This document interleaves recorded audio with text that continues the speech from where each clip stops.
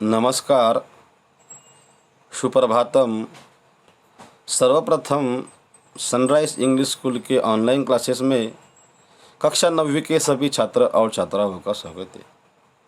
आइए छात्रों, आज हम यहाँ पर कक्षा 9वीं विषय हिंदी और हमारे किताब का नाम है स्पर्श भाग क्रमांक 1। उस किताब पर आज हम चर्चा करेंगे। पहले मैं आपको यहाँ पर मेरा परिचय करवा के देता हूँ। मेरा शुभ नाम बाजीराव बाजड़ है और मेरा शिक्षण एम.ए. बी.एड हिंदी और संस्कृत में हुआ है। देखो छात्रों, मेरा जो बीए हुआ है वह उत्तराखंड से हुआ है, हेमवती नंदन वन बहुगुणा यूनिवर्सिटी श्रीनगर गढ़वाल वहाँ से हुआ है। उसके बाद जो मेरा बीएड है वो बम्बई से हुआ है। कॉलेज का नाम था के.जे. सोमैया कॉलेज विद्या विहार। उसका विद्यापीठ था राष्ट्रीय संस्कृत संस्थान नई दिल्ली वाले का। उसके बाद जो मेरा एम.ए. हुआ है वो 2 विषय में हुआ है। एम.ए. संस्कृत मेरा संपूर्णानंद यूनिवर्सिटी बनारस यानी काशी से हुआ है और एम.ए. हिंदी मेरा मुंबई विद्यापीठ से हुआ है। तो ये है मेरे शिक्षण के बारे में। आज हम छात्रों यहाँ पर स्पर्श इस किताब को देखने जा रहे हैं। ये देखो हमारी पाठ सूची है, उसमें 2 सूची दी हुई है, एक गद्य खंड है, दूसरा है काव्य खंड। तो पहला जो हमारा खंड है गद्य खंड। देखो गद्य खंड ये काव्य के प्रकार होते हैं, साहित्य के प्रकार होते हैं। गद्य यानी कि जो हमारी कहानियाँ होती है, कथा होती है, जो पाठ होते हैं वह गद्य के अंतर्गत आते हैं।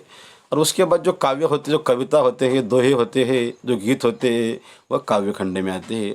तो आज हम यहाँ पर गद्य खंड का पठन पाठन करने जा रहे हैं और हमारे पहला ये पाठ है दुख का अधिकार। बराबर है। और दुख का अधिकार इस पाठ के लेखक है यशपाल। ठीक है, मैं आपको यहाँ पर यशपाल जी का दर्शन करवा के देने जा रहा हूँ। ये देखो हमारे जो आज के जो कवि है ये यशपाल जी है। उनका देखो हम यहाँ पर पहले परिचय करवा के देते। देखो यहाँ पर यशपाल जी, उनका जो कार्यकाल है वो 1903 से लेकर 1976 तक है। देखो यशपाल जी का जन्म फिरोजपुर छावनी में सन 1903 में हुआ। और देखो इन्होंने यानी कि यशपाल जी ने आरंभिक शिक्षा स्थानीय स्कूल में और उच्च शिक्षा लाहौर में की है। देखो छात्रों, यशपाल जी विद्यार्थी काल से क्रांतिकारी गतिविधियों में जुट गए थे और अमर शहीद भगत सिंह आदि के साथ मिलकर इन्होंने भारतीय स्वतंत्रता आंदोलन में भाग लिया था। बराबर है। देखो छात्रों, यशपाल जी की प्रमुख कृतियाँ है देशद्रोही, पार्टी कामरेड, दादा कामरेड, झूठा सच तथा मेरी तेरी। उसकी बात उनकी ये सभी उपन्यास है। ज्ञान ध्यान, तर्क का तूफान, पिंजड़े की उफान, फूलों का खुरता, उत्तराधिकारी ये उनके सभी कहानी संग्रह है। और सिंहावलोकन उनकी ये आत्मकथा है। मेरी तेरी उसकी बात पर यशपाल को साहित्य अकादमी पुरस्कार मिला। यशपाल की कहानियों में कथा रस सर्वत्र मिलता ही जाता रहो। आगे देखो वर्ग संघर्ष, मनोविश्लेषण और पैना व्यंग इनकी कहानियों की विशेषता है। ये कहानी की उनके पहलू हैं। यशपाल जी यह मानते रहे कि समाज को उन्नत बनाने का एक ही रास्ता है, क्या कि सामाजिक समानता के साथ साथ आर्थिक समानता। यशपाल जी ने अपने रचनाओं में हिंदी के अलावा उर्दू और अंग्रेजी के शब्दों का भी बेहिचक प्रयोग किया है। और देखो छात्रों, यहाँ पर प्रस्तुत कहानी में देश में फैले अंधविश्वासों और ऊंच नीच के भेदभाव को बेनकाब करते हुए यह बताती है कि दुख की अनुभूति सभी को समान रूप से होती है।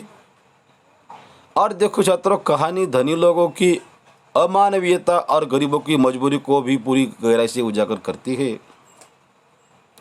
यह सही है कि दुख सभी को तोड़ता है। दुख में मातम मनाना हर कोई चाहता है। दुख के क्षणों में से सामना होने पर सब अवश हो जाते हैं, मजबूर हो जाते हैं।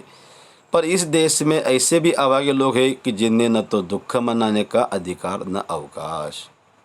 देखो छात्रों,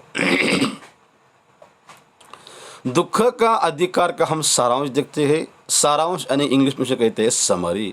आपको समरी राइटिंग आता है इंग्लिश में। देखो इस कहानी का जो प्रमुख पात्र एक 23 साल का युवक है, बराबर है, जिसका नाम है भगवाना। ठीक है।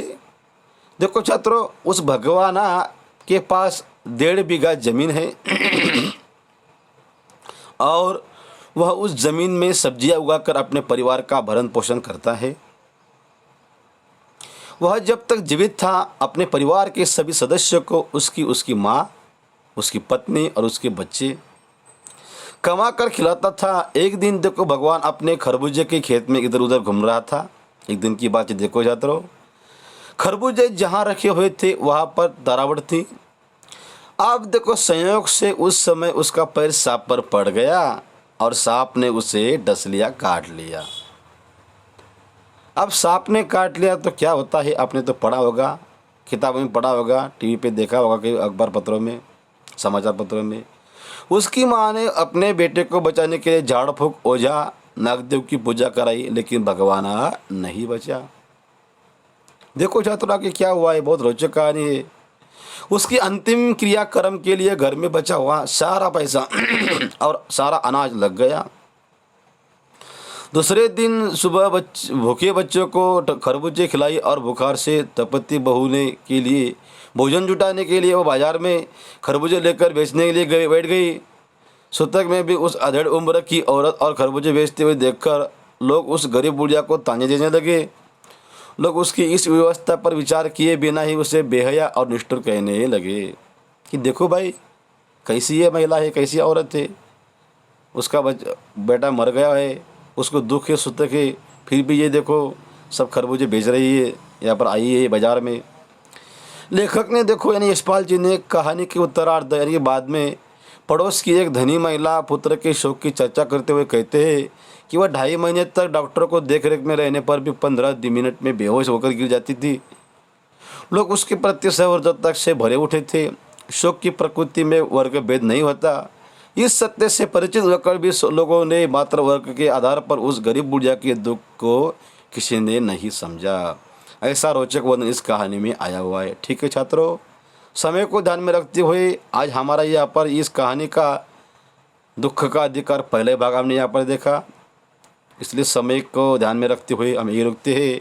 फिर हम अगले भाग में हाजिर हो जाएंगे दूसरे भाग में। ठीक है, धन्यवाद छात्रों।